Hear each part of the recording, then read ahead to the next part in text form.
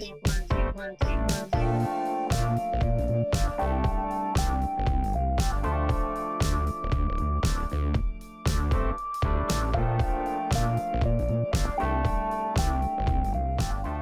from Tokyo, my dear friends. This is Daisuke, and I very much hope that this video finds you well and in very good spirits wherever you are in the world.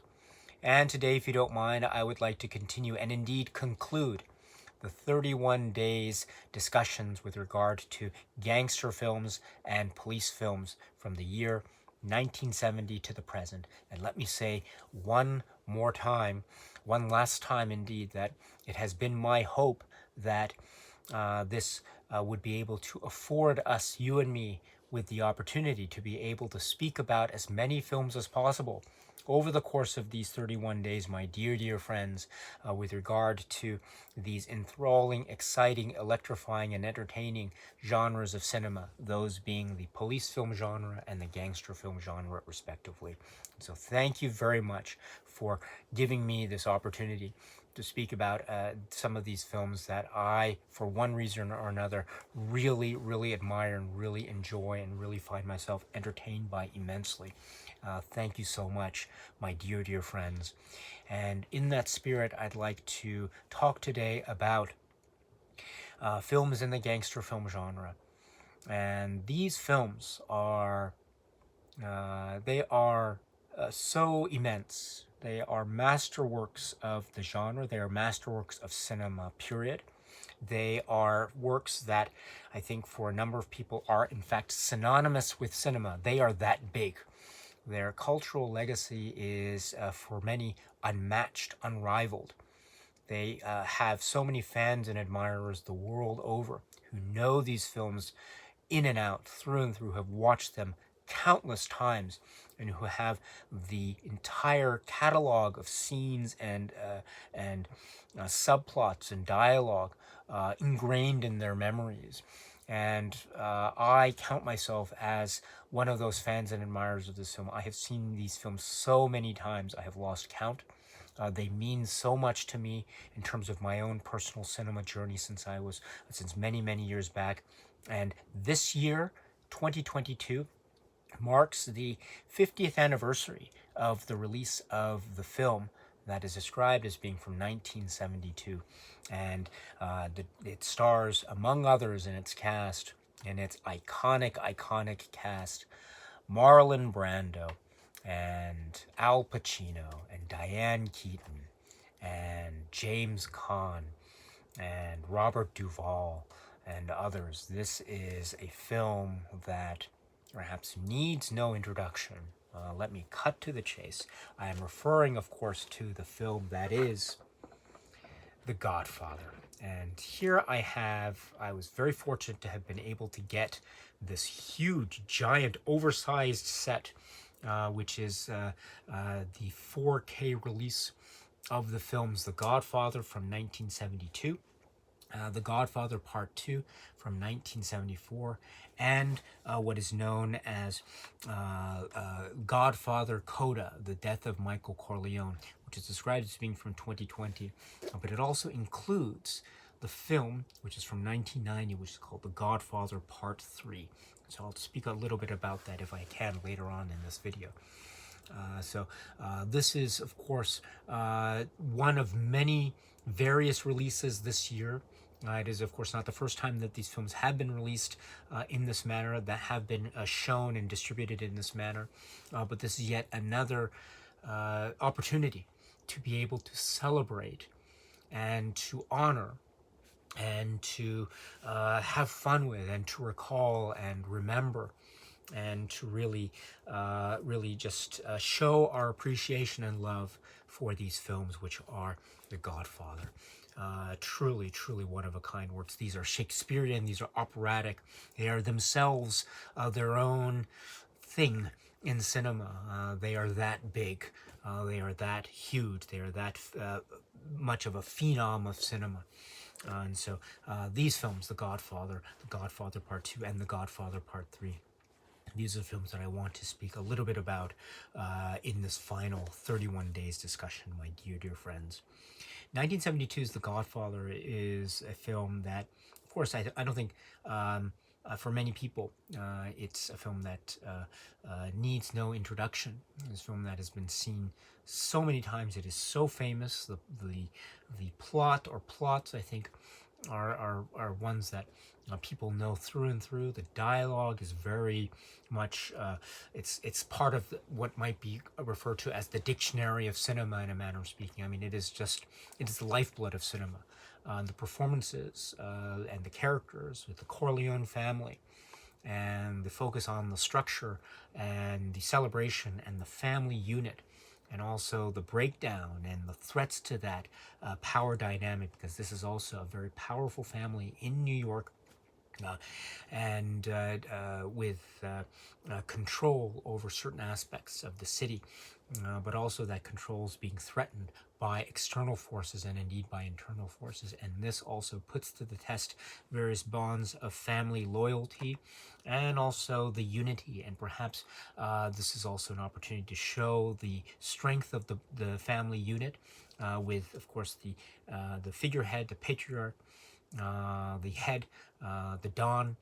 This is Don Vito Corleone, who is, of course, portrayed by Marlon Brando in one of the most iconic performances of cinema. And then we have the family.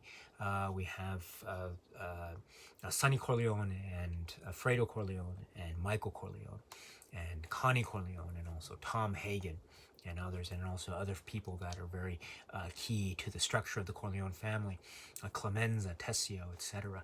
And so this and other characters as well that we meet in this sprawling epic of the mafia, set against these very dramatic and very operatic and Shakespearean terms, telling the story of this family and the violence and the chaos, as well as the bonds and the ways in which generational changes happen, the ways in which betrayals are had, the ways in which loyalties are tested and indeed forged, etc., all against the backdrop of this great sprawling epic.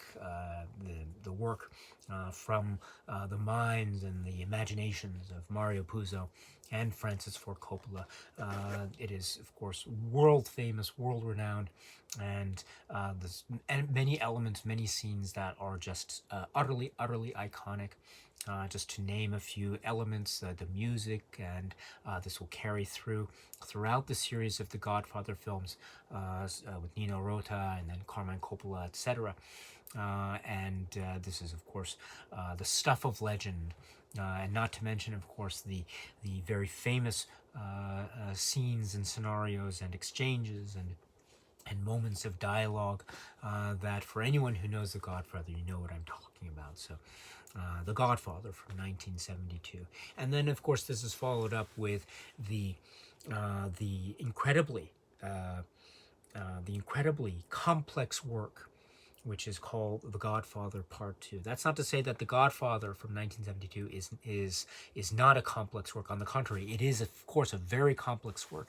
But we have The Godfather Part II from 1974 that provides this complexity and nuance of cinema that is playing with the form in an almost experimental way to show the existential dilemma of the development of the Corleone family, the growth of the Corleone family, and the various, say, tragedies and the various issues and the various personality dilemmas and also professional dilemmas and family dilemmas that confront Michael Corleone, the Al Pacino character, while at the same time telling the story of the rise of Vito Corleone from Sicily to immigrating to New York. And we see the rise of Vito Corleone in the magnificent performance, immaculate perhaps, performance by Robert De Niro as young Vito Corleone. And so this parallel structure, which has been remarked upon by so many people since the release of the film itself from '74, this is, again, more of the stuff of legend. And we have the parallel tracks that show both stories, the generations, the distance in time and chronology, and there are similarities to be had between father and son, the story of the father and the story of the son. There are also some key differences, and perhaps we see, on the one hand, in a very in a certain way of speaking about it, the warmth and the glow and almost the glory days of the Corleone family in the rise, as expressed by the story of the father, Vito Corleone, on the one hand, to borrow a phrase from the character who is Frank Pentangeli in The Godfather Part II. The Corleone family was like the Roman Empire. And also to borrow a phrase from Tom Hagen, who is another character in The Godfather Part II. It was once. And that is such a key phrase indeed, especially when one can see the parallel tracks and the track of, say, quote unquote, the present day, and the story of the son, Michael Corleone, which could be seen to be a cold, very dark, and very downward path towards a type of spiritual chaos and destruction. And so we have a very warm, a glowing story on the one hand, and a very cold and story filled with loss and despair and tragedy on the other. And so that collision of the parallel tracks of the story of The Godfather Part II, or the stories of The Godfather Part II, are, again, more of the stuff of legend. My goodness, 1972, Godfather, 1974, The Godfather Part II. I have seen these films so many times. Maybe one of these days on this channel, I'd love to just talk about these films in detail, just go through them scene by scene or something, a live stream, I don't know, one of these. I would love the opportunity to do that. You know, also it reminds me too, I don't know about you, my dear friends, but like when I was in college, and I had friends, you know, who are also, they were really into film and cinema. And so it would be one of those things like you'd have like late night talks with your friends in college, you know, it was like, what's the meaning of life? And which do you prefer, Godfather 1 or Godfather 2? It's that kind of fundamental question in the journey of a cinema enthusiast, is it not? It's these films, as I say, are so iconic. They're so much a fundamental, elemental, and I mentioned before, for many people, these films are synonymous with cinema itself. I mean, they are that huge, and for good reason, because they are indeed the stuff of legend, magnificent, immaculate masterworks of the cinematic form. You know, Francis Ford Coppola and company become these legendary figures, these legendary artists who have created these masterworks. And again, with the performances that are themselves so iconic. I mean, I mentioned the cast before of The Godfather with these characters, Marlon Brando's Vito Corleone and Al Pacino's Michael Corleone, James Caan's Sonny Corleone, etc., Robert Duvall's Tom Hagen, etc. And of course, it carries over into the second film with these yet larger-than-life characters. Again, there's continuity, and there are also new characters as well. I mean, you mentioned, of course, the landscape and the background and the backdrop is just absolutely out of this world, amazing, electrifying stuff. And so it carries on in that tradition so beautifully and so magnificently. It almost leaves one speechless, breathless, and wanting oh so much more. And then I have to mention too that The Godfather Part III from 1990. This is, of course, a film that is a continuation of the saga and the story, perhaps, that could be said to be the story of Michael Corleone over the years. And a number of years have passed since the end of Part 2. And now we are in what feels like a different story, a different feel, a different mood, a different Michael Corleone, in a manner of speaking. One who is maybe trying to assert his authority and control in what might be said to be quote-unquote legitimate circles of power and influence and finance, but wherein he might still feel the old forces, the forces of the old world, wanting to bring him back. One of the very famous quotes of not just The Godfather Part 3, but of any film of the Godfather series is from Michael Corleone in the third film, after a very significant and indeed catastrophic event has occurred. Michael Corleone is in a very intimate setting, a kitchen, and he says to his close associates at the time, just when I thought I was out, they pulled me back in. Indeed, that is the great statement of The Godfather Part 3, and indeed it's perhaps one of the great statements to describe the character of Michael Corleone. And perhaps that's who he has always been all along, and maybe it's just something that we haven't noticed, or I haven't noticed, especially when one thinks about the events of the first film and indeed the second film. But this is perhaps yet another expression of Michael Corleone, or this is maybe an expression of his character and heart and soul that has always been there. Whatever the case may be, this film, The Godfather Part 3, is for me so important and so emotional and so powerful. A lot of times these works have been described maybe by Francis Ford Coppola, Mario Puzo, and others, other academics, other critics, other reviewers, other experts in the world of The Godfather. They have been described, these films have been described as Shakespearean. And in that conceit, in that viewpoint, I think one can look at The Godfather Part 3 as a type of version of King Lear. And in that way, one can see this Michael Corleone as being a new version of the character, or perhaps a version that has always been there, but again, just looking at it from a different perspective. Whatever the case may be, The Godfather 3 for me has always been such an important key work. I know, of course, that maybe for a lot of people, The Godfather Part 3 maybe is a work that doesn't necessarily reach the same cinematic and dramatic heights of, say, The Godfather from 1972 or The Godfather Part 2 from 1974. And that's fine. That's absolutely fine. And perhaps for me too, there will be nothing that can reach the heights of The Godfather and The Godfather Part 2. But that doesn't mean that I dislike The Godfather Part 3. On the contrary, I find it to be so emotional, so powerful, and indeed a really beautiful parallel structured work that is telling these tales of Michael Corleone and company, and the growth and evolution, or the disintegration, however one wants to view it, of the Corleone family as it advances into, quote-unquote, the modern age, and the forces that are at work trying to bring it down, and whether they will succeed or fail. That is one of the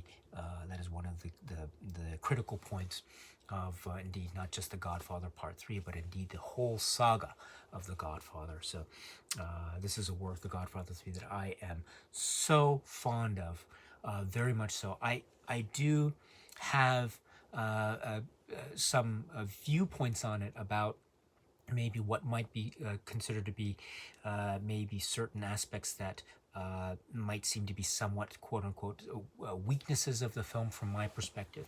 But I should say, let me just take the opportunity that for me, The Godfather Part 3, I know that a lot has been focused on with regard to the character of Mary Corleone, who is portrayed in this film by Sofia Coppola. Now, I want to say that the performance by Sofia Coppola as Mary Corleone in The Godfather Part 3 is, for me, one of the great strengths of The Godfather Part 3. Now, I know it has been reported on so much about the kind of kind of critical assessment that has been the focus in terms of the focusing on the particular performance here. But I really, really believe that the character of Mary Corleone, as portrayed by Sofia Coppola, is so essential to the dramatic structure of The Godfather Part 3, and indeed, by extension, the entire saga of The Godfather, because I don't want to get into too much detail. Again, maybe I can try to talk about this in separate videos where we can talk about the specifics of each of these films. I'd love that opportunity one of these days, but let me just say here that Mary Corleone is a character that is very much like a parallel or like a mirror to Michael Corleone in his younger days, in his youth, before all the sort of catastrophic events of The Godfather, the 1972 work, came to the fore, before things took a different turn. Maybe this was a version of himself, or this is a representation of himself that he could have been, and that he even now wants to be. And so in that way, Mary Corleone and her her position as an innocent character, as one who is very much untouched by the criminal world, the dark world of the crime family organization that the Corleone family and indeed the other families and the other structures are a part of. She is very much separate from that, and that is such a critical point, not just in the specifics of the plot, but also in the theme and also in regarding Michael Corleone as a character himself. So therefore, Mary Corleone is so significant and essential, and the Sofia Coppola performance is for me so on point in that way. And one of these days, as I said, I'd love to talk about that in more detail. And suffice to say, I am a big fan, a big admirer of The Godfather Part III, very much so. I should say too that again, very recently there was this reworking, maybe a slightly different edit.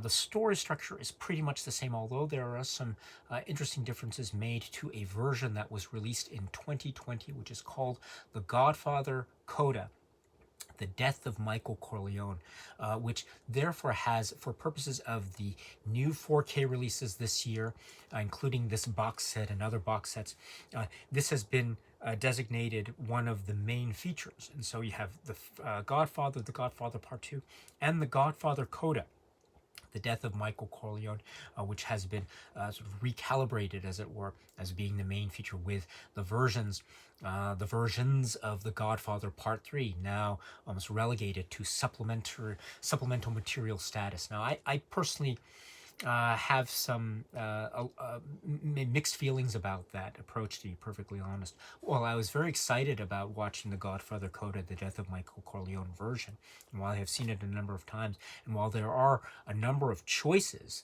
that are made in that film that I think are striking, quite memorable and unique, and very absorbing and involving indeed. I don't want to get into too much detail now, but just there's a particular scene involving a character who's called Lucchese that is, wow, my goodness. And this is something that was referred to in an interview that is included in one of the documentaries about the making of The Godfather Part III. The like, and so it's interesting to see this quote unquote reinstated as part of what is described as being the original intent of Francis Ford Coppola, and indeed has also been remarked upon in many of the literature and the background and the making of The Godfather Part III, about how one of the ideas was in fact to call the film The Godfather Coda, The Death of Michael Corleone. It ended up being The Godfather Part III for purposes of the 1990 release and beyond, but now we have this type of recalibration, and indeed for the 50th anniversary release to commemorate the 50th anniversary of The Godfather from '72 and the release of the entire quote-unquote trilogy. Now for the third part of the trilogy, we have The Godfather Coda, the Death of Michael Corleone version, as being considered now the part 3 of the trilogy. While I'm very excited about that, and I'm very happy that this new version is made available, my heart still belongs to The Godfather Part III version, the 1990 version, and also the sort of the home media version that was made available in sort of the subsequent VHS releases back in the day, many years ago. I have a fondness for that version, The Godfather Part III. And so for me, that will be the component of the trilogy. Although, again, I must revisit The Godfather Coda, The Death of Michael Corleone more and more, and to see how I feel about it over time. I don't hate it. I have a number of feelings about it, that maybe certain choices that maybe ultimately I rely upon the version that I saw many years ago and called Godfather Part III. But that is just about that particular component. But then going back and circling back to the films, The Godfather overall, The Godfather and The Godfather Part II and The Godfather Part III, and also by extension The Godfather, Coda, The Death of Michael Corleone. Let me say again, I have seen these films countless times. I love these films. I am so amazed by these films. Every time they're on or I put them on, I am just absorbed. I stop what I'm doing and I watch. I watch the films. I just watch them all the way to the end. It's just, they just capture my attention every single time. Every single time.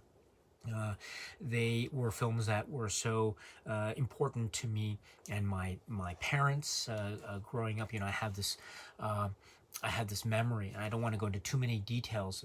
You know, I don't want to spoil it for anyone, but I just have this memory of watching my mom and dad watching the film in the living room, The Godfather, and it was my mother's first time to watch the film, and they were watching it, and my father had seen the film so many times since. So he was watching it for the whatever the X amount of times. But for my mother, it was the first time watching The Godfather, and there was a significant scene that happens around the middle of the film, and she was so shocked by this scene. And she was talking to my dad, and my dad was saying, "Yeah, this is what's going to happen next." So I remember that memory so fondly as being something of my mother being enthralled watching the film, my father watching it again, and talking with her while they were watching. And I was just sort of looking from the doorway there, much perhaps like looking from the doorway, like a certain character does at a certain point in The Godfather. Indeed, The Godfather Part II, and indeed The Godfather Part III. There's a lot of things that are happening with regard to characters looking through doorways in these films, are they not? Yes, so that is one memory. Another memory that I have of The Godfather, and please forgive me for, but let me indulge myself just one more time here, which is when I was in maybe middle school. I was in the United States at the time, and yes, I was in middle school, yes, and I wasn't very happy at the time. I didn't have any friends, and I was there was some maybe bullying and going on, and so I wasn't very happy at all. But I was still going to school, and there was one class that I was taking. It was I think it was like computer touch typing. You know, you had a keyboard, and it was a class where you could learn how to type on the keyboard with your fingers without having to look down. So it was touch typing class, and we were all assigned seating based on, I think, alphabetical order or something. And I was sitting next to this boy, this kid, you know, the same age, obviously, or similar age, and he wasn't necessarily a direct bully to me per se, but he was friends with people who were kind of bullying me, and so I wasn't necessarily going out of my way to talk to him when we were first assigned these seats next to each other. But oh well, it was fine, and I would just be doing my thing with the computer keyboard or whatever. And then one day, whatever, there was some downtime, or maybe we were finished early or just waiting for the rest of the kids or the bell to ring or something. And so we were just talking, and he was, and we talked about, for whatever reason, the films The Godfather came up. And up till then, we weren't necessarily that close or anything like that, but the Godfather films came up, and he said to me, "I love the Godfather films." And I said, "You know what? I love the Godfather films too. I really do." And then we had a bonding experience over The Godfather. He was so warm and generous to me. And ever since then, while we weren't necessarily close friends, maybe if we pass each other in the hallway or in that same classroom, etc., we talk to each other, and he'd say hi to me, and I'd say hi to him back. And it was that bond that I was able to have with someone else because of the films The Godfather. And I remember too that he was saying to me at the time, you know, I love The Godfather and I love The Godfather Part 2, but for me, I love The Godfather. And I was saying at the time, I was saying the opposite. I was saying, I love the films, but for me, I think The Godfather Part 2 is a little bit better for me than The Godfather. And he was saying, no, it's The Godfather. And I said, no, it's The Godfather Part 2. It was that playful debate that we were having, and that further added to the bond I think that I was able to have with this person. So it was one of the it was a very pleasant memory. It still remains a pleasant memory, and I have the Godfather films to thank for that. It was an opportunity for me to bond with someone else.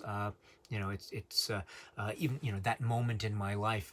It made the time at that particular point in my life a little bit more pleasant, and something that made me love cinema all the more. And for me at that time, yes, cinema, or the films The Godfather, became synonymous with cinema, and became synonymous with like the magic of cinema, and the way in which cinema can create bonds and create this sense of unity and create this sense of community, and allow people who might not otherwise be speaking to each other or become friends with each other. For that one moment in time, for that one moment in my life, I was able to speak with him, and he with me, and we bonded, and we became close.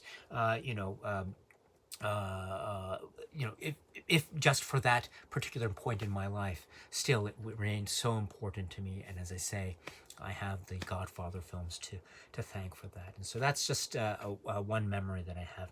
I have many other memories. I have many other associations with these films over the years, as I've seen them so many times.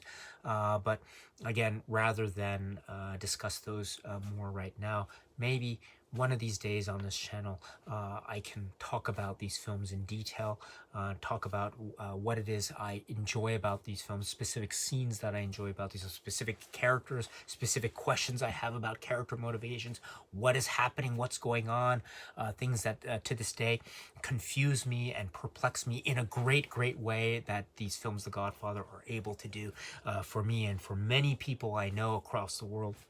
One of these days, let us do that if it's okay with you. Let us talk about these films directly and specifically.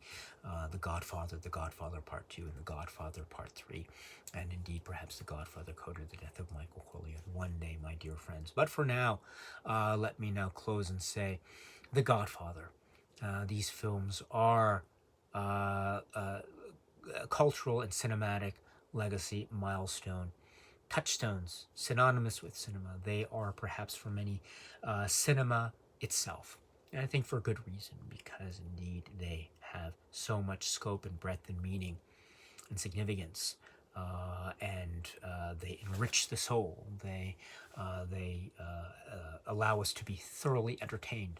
We become absorbed by the world, by the characters, by the loyalties and betrayals, by the family, by everything that is involved in these works.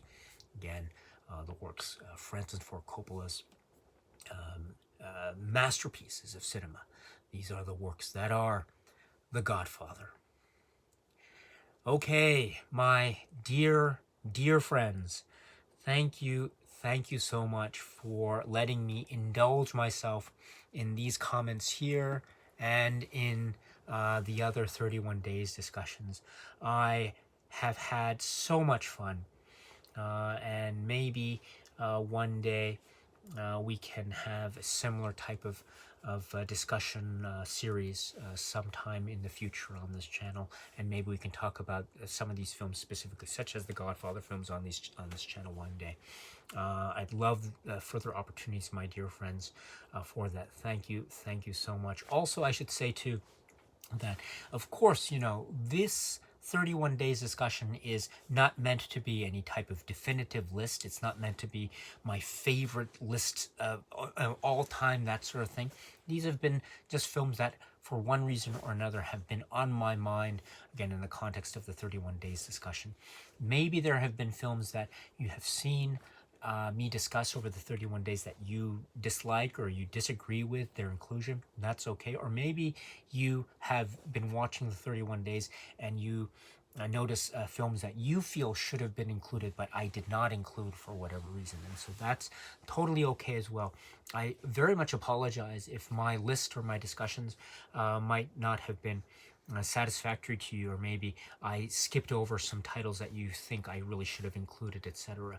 So I apologize for that. Again, I wish I could have spoken about more. There were many titles that I wanted to talk about and I was considering, but again, just for purposes of the format and the structure of the series, you know, just 31 days, so only 31 or 31 times 2, I suppose, so 62 video discussions one can have. So that was the conceit.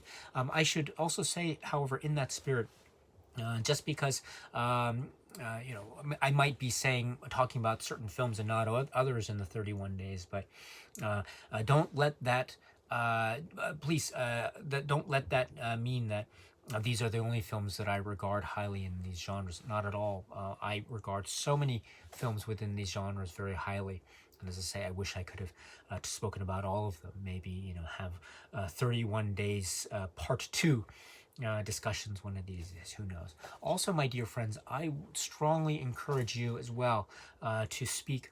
If you have your own YouTube channels, if you have Letterboxd, if you have other sorts of social network outlets at your disposal, or if you want to leave comments behind on this video or other videos on this channel, what would be your choices if you had to make your own list of 31 days of gangster films and police films from 1970 to the present, or your own, say, criteria of creating such lists? What would be your list? What would be your 31 days films? Please let me know. If you want to let me know in the comment section below, please feel free to do so. I would love to read these lists, my dear friends. That would be so fun. That would be so thrilling and so engaging for me. Truly, truly it would. And again, it would be another opportunity for me to get to know a little bit more about you and your tastes and perspectives and your likes and dislikes and your overall outlook on this thing, this wonderful thing, this glorious thing, this beautiful thing that we all love, which is cinema. My dear friends, you are welcome here anytime at all. So with that, my friends, I'd like to once again thank you from the bottom of my heart. Thank you. And until we meet again, please be happy and healthy and well. And please keep on watching a lot of great, great movies. Thank you so much, as always, for your time. I very, very, very much appreciate it. Stay strong, stay safe, and cheers.